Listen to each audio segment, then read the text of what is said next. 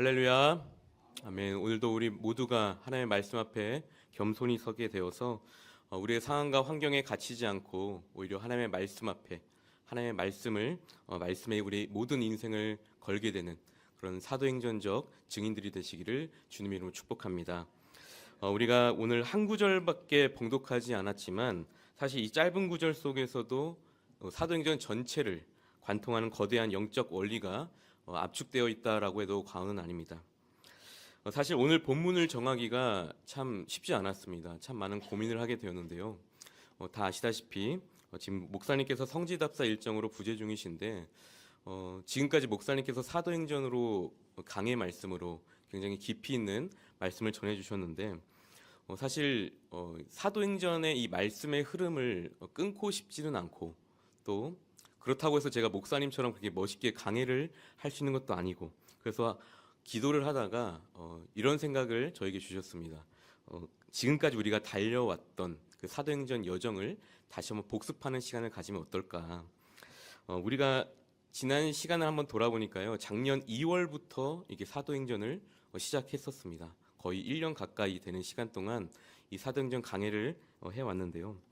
우리가 매주 이 귀한 말씀에 꼴을 먹어왔지만 우리가 앞만 보고 달려가다 보니까 정말 지금까지 거쳐왔던 그 은혜의 여정들, 그 은혜의 지도가 어떤 모양이었는지 또 우리가 지금쯤 어디에 와 있는지 놓치고 있지 않은가 이렇게 돌아보게 되면서 이 말씀을 준비하게 되었습니다. 그래서 오늘은 우리가 지나온 사도행전의 발자취를 복습하고 갈무리하는 시간을 갖도록 하겠습니다. 1장부터 12장까지의 우리가 큰 숲을 다시 한번 훑어볼 때 우리 모두의 이 심령에 흩어져 있던 은혜의 조각들이 이렇게 하나하나씩 다시 맞춰지는 그런 시간이 되길 소망합니다. 그리고 우리 교회를 향한 하나님의 마음을 다시 한번 확인하는 그런 귀한 역사가 있기를 간절히 소망합니다.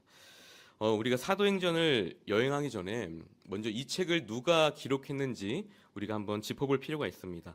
사도행전의 저자는 누구입니까, 여러분? 바로 누가입니다. 의사였던 누가이죠.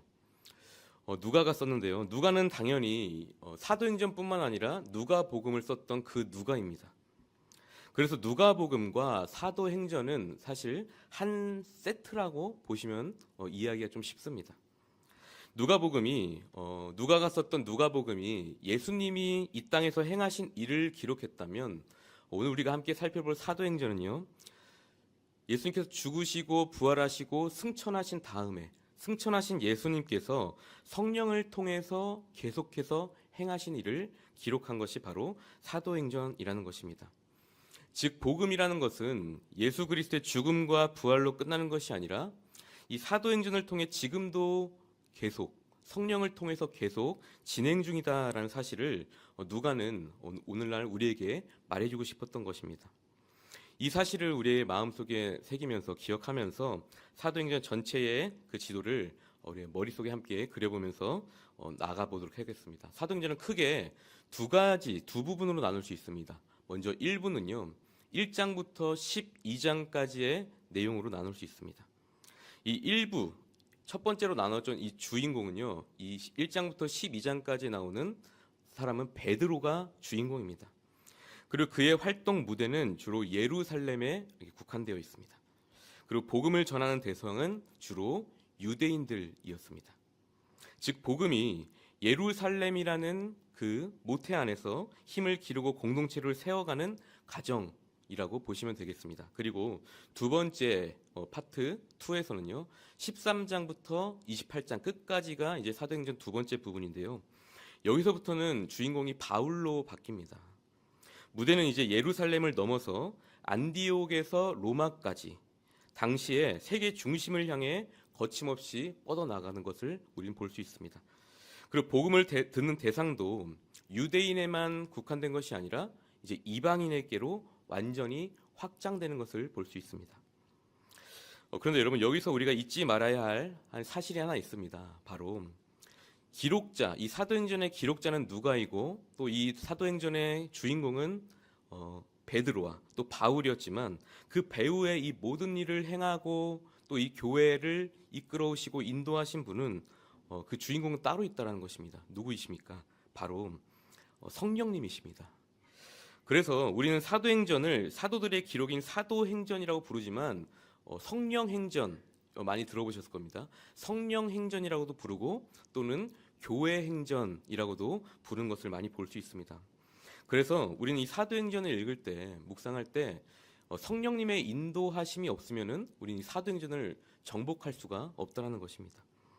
오늘 이 시간 1장부터 12장을 첫 번째 파트에 해당되는 1장부터 12장까지만 우리가 쭉 살펴볼 텐데 물론 여기에 나오는 사도들의 이야기, 수많은 사람들의 활약들의 이야기가 나오지만 그 사람들을 움직이시고 또한 교회를 세밀하게 인도해 나가시는 성령님의 그 역동적인 손길을 우리가 이 말씀을 통해서 발견하게 되기를 축복합니다.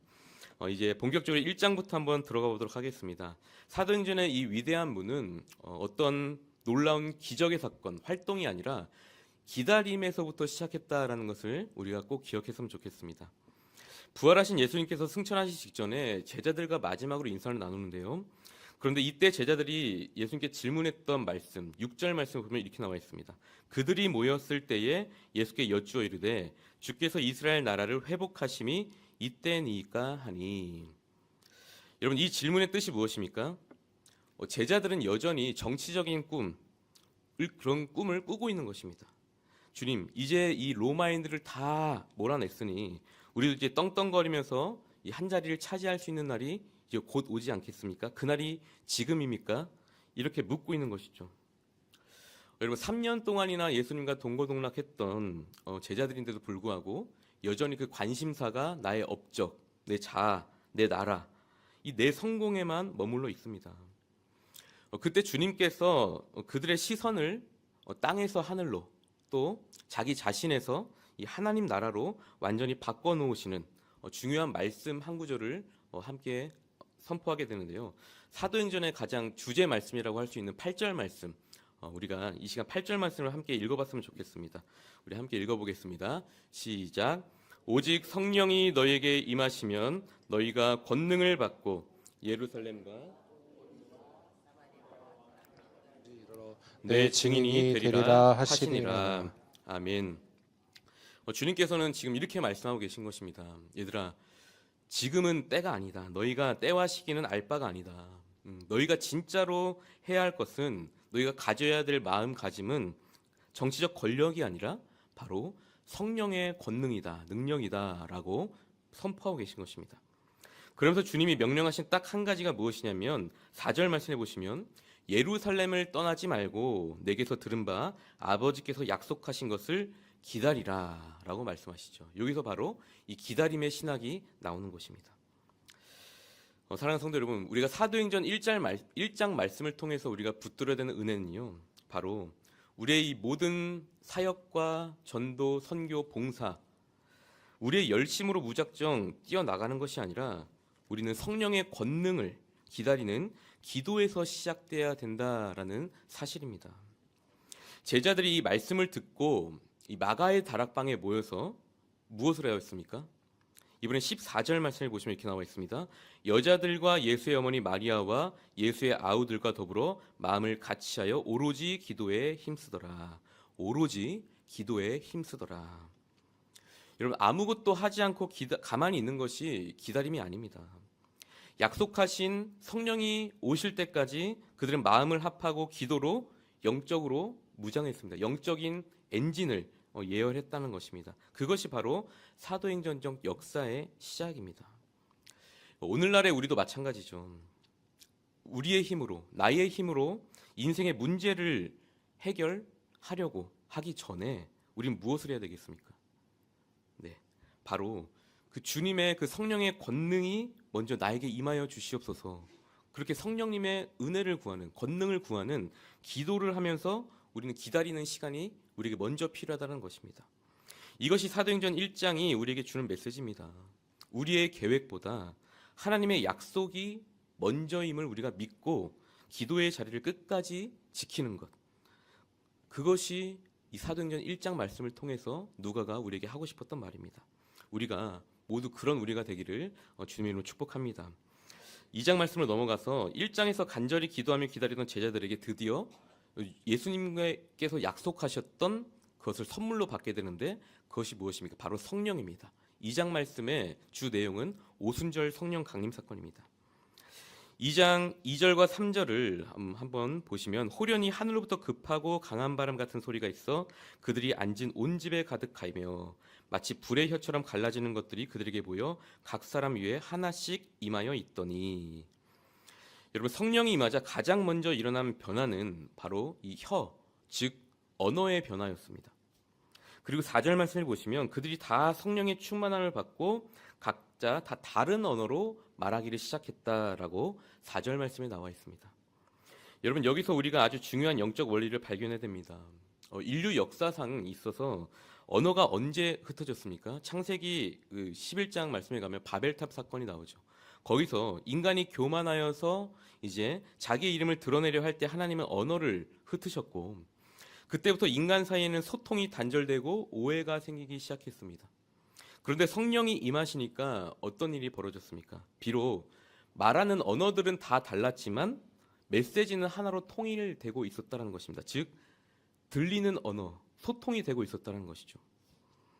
당시 오순절을 지키기 위해서 천하 각국에서 몰려든 유대인들이 있었는데 그들이 다 깜짝 놀랍니다. 11절 말씀을 보시면 우리가 다 우리의 각 언어로 하나님의 큰 일을 말함을 듣는도다 하고, 하나님의 큰 일을 말함을 듣는도다 하고, 그들의 언어는 다 달랐지만 서로 다 듣고 있었고 들리기 시작하였고 소통이 되었다는 것입니다. 배우지 못한 갈릴리 사람들이 내뱉는 말이 각 나라 사람들에게도 자기의 모국어로 들리는 그런 기적이 일어나기 시작했던 것입니다. 이것이 바로 성령의 역사입니다. 여러분 이렇듯 성령은요 막힌 담을 허물어 주십니다. 그리고 다시 소통하게 하시는 분입니다. 인간의 자랑을 말할 때는 당연히 말이 안 통했죠. 하지만 뭐라고 말했습니까? 하나님의 큰 일을 말하기 시작하자 온 세계 언어의 장벽이 무너졌다. 여러분 이렇듯 복음은 반드시 들려져야 되는 것입니다. 또 나만 아는 복음이 아니라 상대방의 그 마음에, 상대방 가슴에 꽂히는 그 사랑의 언어로 전달되어야 됩니다. 그래야 알아들을 수 있습니다.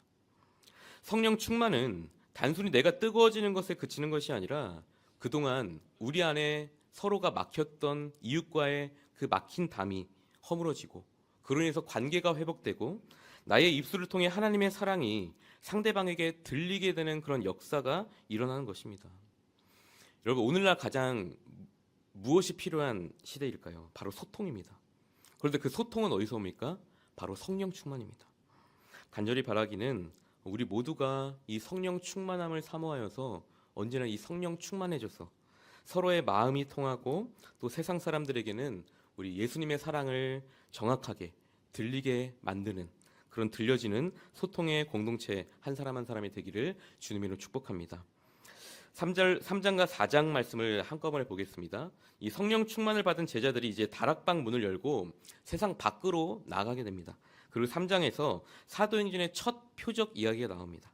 베드로와 요한이 제9시 기도 시간에 성전에 올라갔다가 성전 미문에 앉아있던 구걸하던 나면서 못 걷던 그 이를 만나게 됩니다.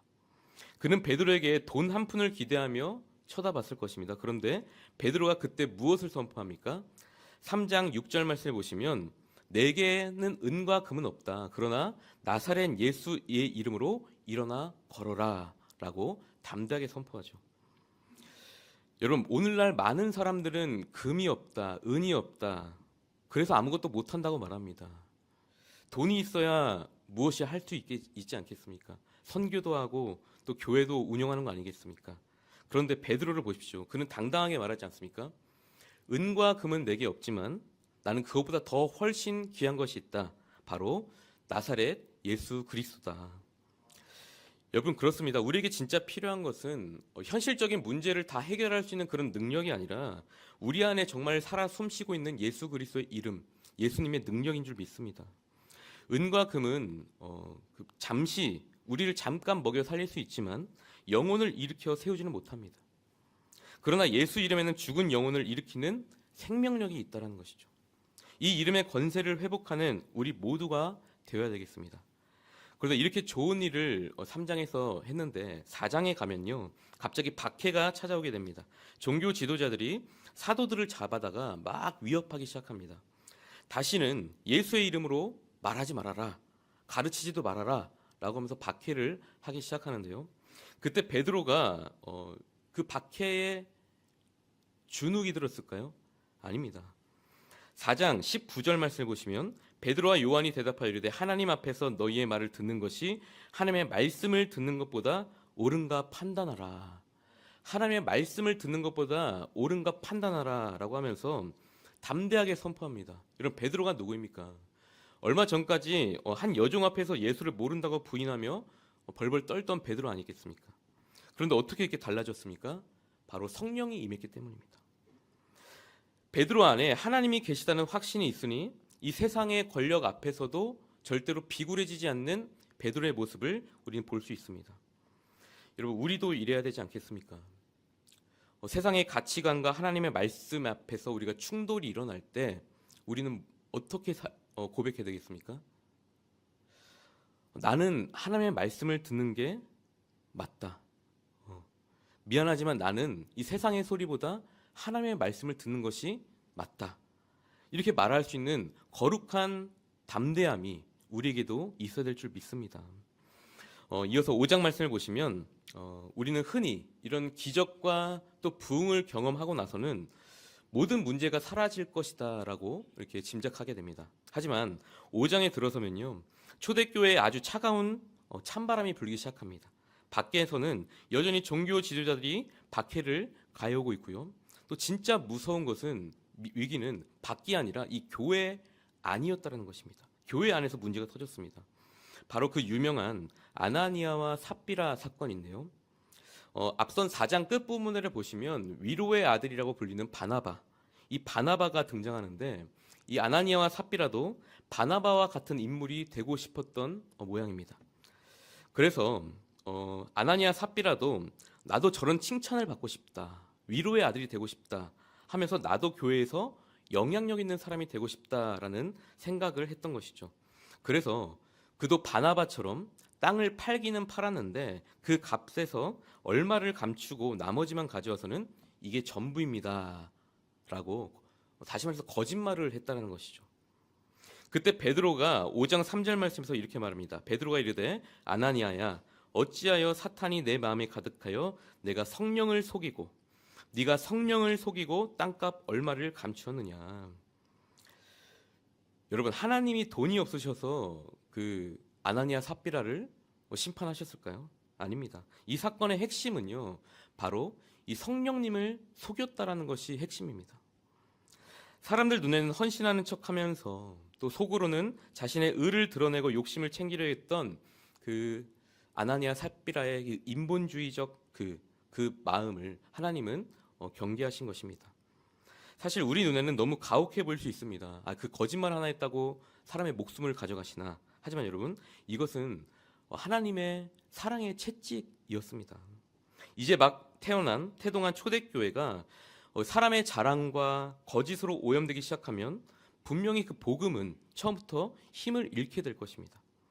하나님은 교회가 단순히 숫자가 많아지고 커지는 것보다 이 거룩한 공동체가 되는 것을 훨씬 중요하게 여기셨기 때문에 이 처음부터 이 잘못된 것을 바로 잡으려고 했던 것이죠. 이 5장 말씀을 통해 우리가 얻는 메시지는 무엇입니까? 바로 이 겉으로 드러나는 봉사, 헌신, 그것보다 더 중요한 것은 우리의 마음의 진실함이라는 것입니다. 하나님은 우리의 중심을 보십니다. 우리는 사람을 다 어떻게든 속일 수 있지만 우리 안에 계신 성령님은 절대로 속여서도 안 되고 속일 수도 없습니다. 이 사건 이후에 11절은 이렇게 기록합니다. 온 교회와 이 일을 듣는 사람들이 다 크게 두려워하니라. 여기서 말하는 두려움이는 단지 그 공포를 말하는 것이 아니라 하나님을 향한 거룩한 경외함이 회복되었다는 것입니다. 사랑하는 성도 여러분, 우리 안에도 이 거룩함이 회복될 때 정말 이 세상이 감당하지 못할 진짜 성령의 능력이 나타날 줄 믿습니다. 우리 교회 안에 그런 숫자의 그 부흥보다도 거룩의 부흥을 먼저 구하는 우리 모두가 되기를 축복합니다. 이제 6장과 7장 말씀을 보시겠습니다. 이 성령의 거룩함으로 정화된 교회는 이제 6장에서 조직 또 행정 면에서 점점점 성숙해지기 시작합니다. 구제의 문제로 원망이 생기자 사도들은 우리는 기도와 말씀에 전념하겠다라고 선포하면서 이제 사도들뿐만 아니라 7 집사를 세웁니다. 여기서 중요한 것은 집사를 뽑는 기준입니다. 3절 말씀을 보시면 성령과 지혜가 충만하여 칭찬받는 사람으로 집사들을 뽑았다라는 것이죠. 여기서 알 수 있는 것은 교회의 일은 기술이 아니라 기술로 하는 것이 아니라 이 성령의 다스림을 받는 성숙한 사람들로 일해야 된다는 것을 우리는 다시 알 수 있습니다. 그런데 7 집사 중에 한 명이었던 스데반을 통해 이 사도행전 분위기가 급 반전되기 시작합니다. 7장 말씀에 가보면요, 이 구약과 신약 전체를 통틀어서 이 스데반 집사가 가장 긴 설교를 쏟아놓게 되는데요. 그리고 그 설교의 결론에서 종교 지도자들의 위선을 이 스데반 집사가 날카롭게 지적하게 됩니다. 결국 분노한 사람들이 돌을 들어서 스데반을 치기 시작하죠. 여러분, 이 장면만을 한번 상상해 보십시오. 이제 막 세워진 그 훌륭한 일꾼이 돌에 맞아 피를 흘리며 죽어가고 있습니다.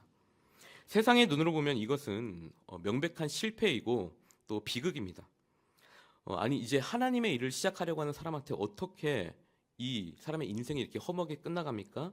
원망할 법도 하지 않습니까? 하지만 성경은요, 그 스데반 집사의 죽음 이면에 더 찬란한 영광을 우리에게 보여주고 있다는 것을 알 수 있습니다. 55절과 56절 말씀을 보시면 스데반이 성령 충만하여 하늘을 우러러 주목하여 하나님의 영광과 및 예수께서 하나님 우편에 서신 것을 보고 말하되 보라, 하늘이 열리고 인자가 하나님 우편에 서신 것을 보노라 한대. 보통 예수님은 하나님 보좌 우편에 앉아 계신다라는 표현이 많은데 오늘 이 스데반이 본 광경은요, 서 계신다라고 표현이 나옵니다. 이것은 자기 자신의 증인이 돌을 맞으며 끝까지 복음을 지키는 그 모습을 보시면서 주님이 너무 감격하셔서 자리를 벌떡 일어나신 사건이라고 할 수 있습니다. 60절 말씀을 보시면 스데반은 죽어가는 순간에도 자기를 돌로 치는 자들을 위해서 이렇게 기도합니다. 뭐라고 기도하죠? 하나님, 이 죄를 저들에게 돌리지 마옵소서. 이 말을 하고 자니라. 성도 여러분, 이것을 통해서 스데반의 죽음은 결코 헛된 죽음이 아니었음을 우리는 깨달아야 됩니다. 세상은 그를 돌로 쳐서 복음의 입을 막았다고 생각하지만 사실 그 순교의 피는 복음의 씨앗이 되었습니다. 바로 그 자리에서 스데반이 죽을 때 옷을 맡아두었고 그 죽음을 함께 목격했던 한 청년이 있었는데 누굽니까? 바로 13장부터 주인공으로 나오는 사울 청년입니다. 하나님은 스데반의 기도를 들으셨고 그 피해 현장에서 훗날 위대한 사도 바울을 준비하고 계셨던 것입니다. 우리 삶에도 때로는 이 스데반 집사의 일처럼 억울한 일이 참 많죠. 그리스도인으로 살면서 참 억울한 일이 많습니다. 또 내가 공들인 노력이 허무하게 무너지는 것 같은 순간들을 우리는 매주 마주하게 됩니다. 그러나 우리가 꼭 기억해야 될 것은 하나님 보시기에는 그 모든 것들이 영광스러운 승리가 될 수 있다는 것을 우리가 꼭 기억해야 됩니다. 우리의 희생과 또 눈물이 누군가에게는 정말 이 복음의 씨앗이 되어서 그 하나님의 나라로 인도하는 그 싹이 될 줄 믿습니다. 그 주님의 응원을 우리가 바라보면서 끝까지 믿음의 길을 걷는 우리 모두가 되길 소망합니다. 7장에서 스데반이 순교하자 초대교회는 감당하기 힘든 또 폭풍이 밀려오기 시작합니다. 8장 1절 말씀을 보시면 이 예루살렘에 있는 교회에 큰 박해가 있자 이 사도들 외에도 많은 사람들이, 집사들 포함해서 많은 사람들이 유대와 사마리아 모든 땅으로 흩어지니라. 이 흩어지니라라는 표현이 나옵니다. 여러분, 여기서 흩어졌다라는 말은 굉장히 좋게 표현한 것이지 사실 이 도망쳤다라는 의미입니다. 인간적으로 보면 교회가 공중분해될 위기에 처한 비극적인 상황인 것입니다. 그런데 하나님이 이 비극을 어떻게 바꾸셨을까요? 4절 말씀을 보시면 이렇게 나와 있습니다. 그 흩어진 사람들이 두루다니며 복음의 말씀을 전할세. 분명히 그 도망쳤던 흩어졌던 사람들인데 어느샌가 곳곳에 흩어져 다니면서 복음을 전하고 있었다라는 것입니다. 여러분, 이것이 바로 하나님의 방법입니다. 일하시는 방법입니다. 성도들이 예루살렘이라는 그 안락한 울타리에만 머물러 있으려고 하자 하나님께서 선택하신 방법은 이 박해라는 거센 바람을 불게 하셔서 그들을 세상 곳곳으로 흩어 보내신 것입니다. 마치 민들레 혹시가 바람에 날려 퍼지듯이 도망간 줄 알았던 성도들이 발길이 닿는 곳곳마다 복음의 씨앗을 품고 심기 시작했다는 것이죠. 그 선봉에 빌립 집사, 이번엔 빌립 집사가 등장하는데요. 빌립 집사가 있었습니다. 그는 유대인들이 상종하지도 않았던 사마리아 사람이었습니다. 사마리아로 내려갔습니다. 8절에 보니 이렇게 나와 있죠. 그 성에 큰 기쁨이 있더라. 그 성에 큰 기쁨이 있더라. 이 복음의 불모지였던 이 사마리아 땅에 드디어 복음의 씨앗이, 기쁨의 꽃이 피어나게 된 것입니다. 여기서 끝이 아닙니다. 성령님은 빌립을 광야로 몰고 가서 에티오피아의 고위 관리인 네시를 만나게 하십니다. 이방의 그 권력자에게 복음을 전하고 세례를 주게 하시면서 복음이 결국 그 아프리카 대륙으로 흘러가는 물꼬까지 트게 되십니다. 성도 여러분, 사도행전 8장 말씀을 통해서 우리가 기억해야 될 메시지는 무엇입니까? 바로 박해인 것 같았지만, 고난이었지만 하나님은 그 고난을 전도의 복음의 씨앗으로, 선교의 엔진으로 사용하신다는 사실입니다. 우리의 삶에도 마찬가지죠. 우리에게 찾아오는 그런 어려움들, 박해, 질병, 경제적 어려움 같은 고난들은요, 결코 우리들을 무너뜨리려고 하는 그 사탄의 도구와 같아 보일 수도 있습니다. 하지만 하나님의 손에 우리가 붙들리면 그 고난은 우리가 그동안 가보지 못했던, 우리가 지금까지 경험하지 못했던 사마리아와 광야로 우리를 이끄시는 하나님의 강력한 인도하심이 된다라는 것이죠. 혹시 예루살렘에 큰 박해가 있었듯이 오늘 이 자리 가운데 있는 성도님들 가운데서도 정말 내가 원치 않았던 그 고난, 역경을 경험하고 있다면 낙심하지 마시기 바랍니다. 하나님은 지금도 우리들을 통해서 그곳에 복음의 씨앗을, 우리가 있는 그곳에 복음의 씨앗을 심고 계신다라는 사실을 우리가 이 말씀을 통해 다시 한번 꼭 기억하길 소망합니다. 우리들의 이 삶의 고난이 하나님의 그 위대한 선교의 도구가 될 수 있음을 믿으면서 우리가 각자의 삶의 자리, 흩어진 그 자리에서 다시 하나님의 복음을 심기 위해서 열심히 노력하는 우리 모두가 되길 소망합니다. 이제 9장에서 11장 말씀을 보시면요, 이번엔 편견을 깨시는 하나님의 말씀이 나옵니다. 하나님께서는요, 9장에서 마침내 숨겨두셨던 비장의 카드를 꺼내는데요, 바로 교회를 핍박했던 그 사울, 다메섹 길에서 다시 만나게 된 바울을 다시 꺾으시는 사건을 등장시킵니다.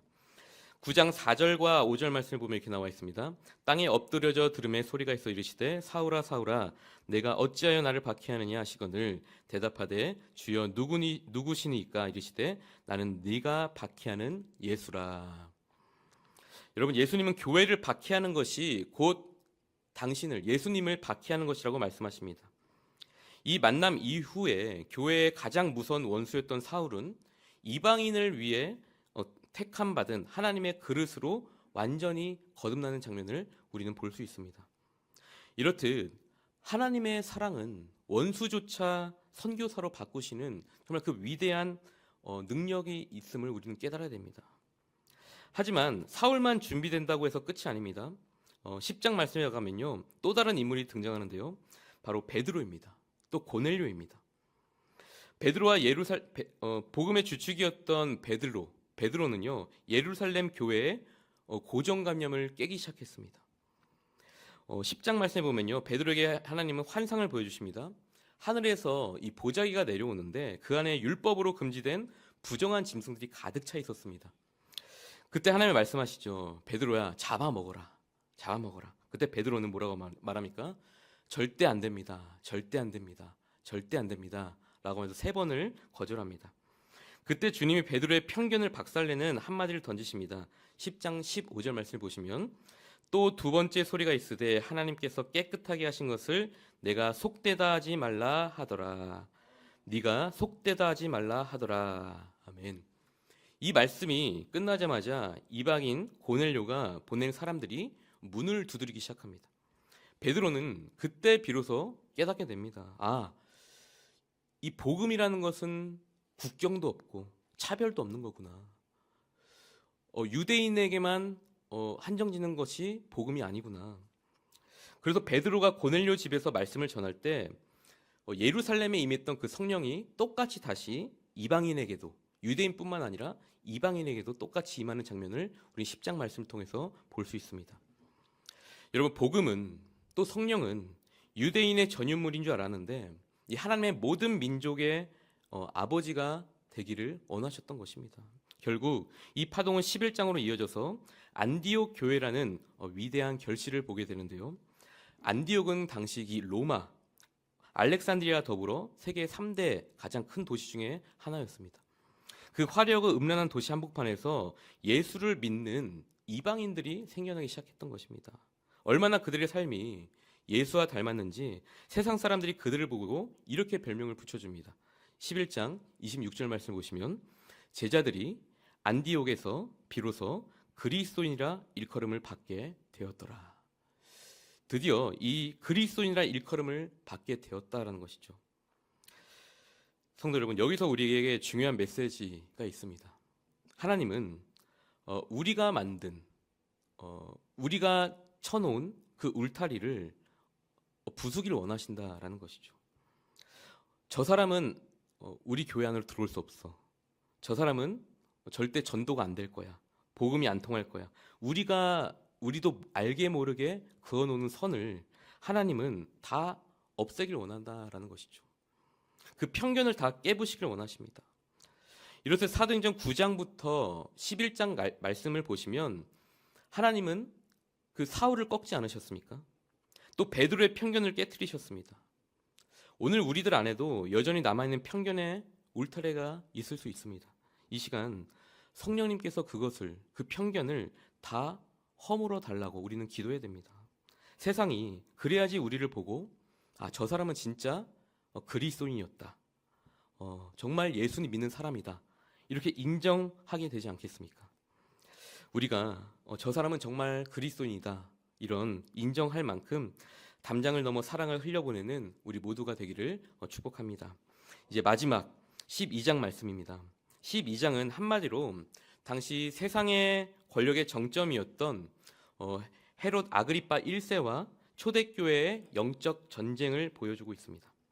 당시 헤롯은 유대인들의 환심을 사기 위해서 아주 잔인한 짓을 저지릅니다. 2절 말씀을 보시면 요한의 형제 야고보를 칼로 죽이니, 야고보를 칼로 죽이니. 야고보를 칼로 죽였습니다. 사도 중 첫 순교자가 나온 것입니다. 유대인이 이걸 보고 너무 좋아하니까 이 헤롯은 신이 나서 교회의 수장인 베드로까지 이제 감옥에 잡아 넣고 맙니다. 여러분, 야고보는 죽었고 또 이제 베드로는 이제 감옥에 갇혀서 내일이면 이제 처형을 당할 판입니다. 힘없는 교회가 이때 할 수 있는 것이 무엇이겠습니까? 오늘 12장 5절 말씀 보면 이렇게 나와 있습니다. 이에 베드로는 옥에 갇혔고 교회는 그를 위하여 간절히 하나님께 기도하더라. 하나님께 간절히 기도하는 교회였다는 것이죠. 성도 여러분, 세상은요 칼과 감옥으로 이 복음의 입을 틀어 막으려고 했습니다. 하지만 교회는요 무릎을 꿇고 기도로 맞섰다라는 사실을 우리가 주목해야 됩니다. 그 결과 어떻게 됐습니까? 첫째로 베드로는 다시 감옥에 풀려서 살아났습니다. 12장 7절 말씀을 보시면 호련히 주의 사자가 나타나며 옥중에 광채가 빛나며 또 베드로의 옆구리를 쳐 깨워 이르되 급히 일어나라 하니 쇠사슬이 그 손에서 벗어지더라. 베드로가 감옥에서 풀려서 살아난 것입니다. 두 번째, 헤롯은요 심판을 받게 됩니다. 12장 23절 말씀을 보시면 이렇게 나와 있습니다. 헤롯이 영광을 하나님께로 돌리지 아니하므로 주의 사자가 고치니 벌레에게 먹혀 죽으니라. 여러분, 이 12장 이 말씀을 통해서 우리가 깨달아야 되는 것은 무엇입니까? 정말 이 반전의 말씀을 다시 한번 우리가 새겨야 됩니다. 기세 등등하던 권력자는 벌레에게 먹혀 허무하게 사라졌지만 무엇은 살아 있었습니까? 하나님의 말씀은 계속해서 살아 있었다라는 것을 우리가 주목해야 됩니다. 우리 24절 말씀 우리 한 목소리로 크게 한번 읽어볼까요? 시작. 하나님의 말씀은 흥왕하여 더하더라. 이것이 바로 사도행전 1장부터 12장까지를 관통하는 정말 승리의 말씀, 승리의 선언입니다. 비록 야고보는 죽었고 또 베드로는 옥에 갇혔지만 오늘 말씀처럼 하나님의 말씀은 갇혀 있지 않았습니다. 죽지 않았습니다. 헤롯은 죽어서 흙이 되었지만 하나님의 말씀은 여전히 살아 있어서 운동력이 있고 그래서 지금 오늘날 우리들에게까지 전해져 내려온 것이 아니겠습니까? 사랑하는 성도 여러분, 이렇게 좀 빠르게 1장부터 12장까지를 쭉 한번 살펴봤습니다. 말씀을 맺도록 하겠습니다. 성령이 우리에게 임하셨고 또 성령이 임하시자 기적이 일어났고 안진병에게 일어나는 그리고 교회의 부흥이 일어났습니다. 그러나 또 박해가 일어났습니다. 또 순교자의 피가 흐르게 되었고 또한 사울이 회심하게 되었고 또 이방인에게 복음의 문이 열리는 장면들을 우리는 쭉 보게 되었습니다. 이 모든 과정 속에서 단 한 번이라도 정말 그 하나님의 말씀이 멈춘 적이 있었을까요? 당연히 없었습니다. 세상은 끊임없이 복음을 가두려고 했고 또 사도들을 위협했으며 때로는 죽이기까지 했습니다. 하지만 성령님은 그 모든 방해를 뚫고 그 복음을 예루살렘에서 유대로 또 사마리아로 그리고 이방 땅끝까지 거침없이 몰고 가셨습니다. 오늘 우리도 또 우리 염천교회도 또 우리의 고단한 삶을 살아가는 우리의 모든 삶의 자리자리에도 마찬가지입니다. 모든 상황이 우리를 다 가두는 것 같지만 또 문제가 우리 앞을 탁 삼킬 것 같지만 절대로 우리는 걱정할 필요가 없는 것이 우리가 그 하나님의 말씀을 붙잡고 기도하기 시작하면 하나님의 말씀은 반드시 살아있어서 우리의 삶에서 더욱더 흥황하여서 더해질 줄 믿습니다. 우리가 이 말씀을 한 주간 붙들면서 삶의 현장에서 이 흥황하는 말씀의 능력을 꼭 경험하는 우리 모두가 되기를 주님으로 축복합니다. 이제 우리가 함께 찬양하고 함께 기도하며 나아갈 텐데요. 오늘 우리가 함께 나눈 사도행전 말씀을 기억하며 세 가지 기도 제목을 함께 나누길 소망합니다.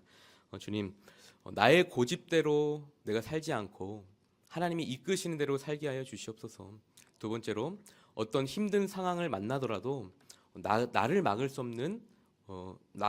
없음을 믿게 하여 주시옵소서. 그리고 세 번째로 교회 안에서만 그리스도인이 아니라 세상에서도 예수님을 닮은 참된 제자로 살아가게 하여 주시옵소서. 우리 1장부터 12장 말씀 중에서 제가 좀 추린 기도 제목입니다. 이 모든 것이 가능했던 것은 바로 성령님이 있기 때문입니다. 이 성령 행전이라고 하지 않았습니까?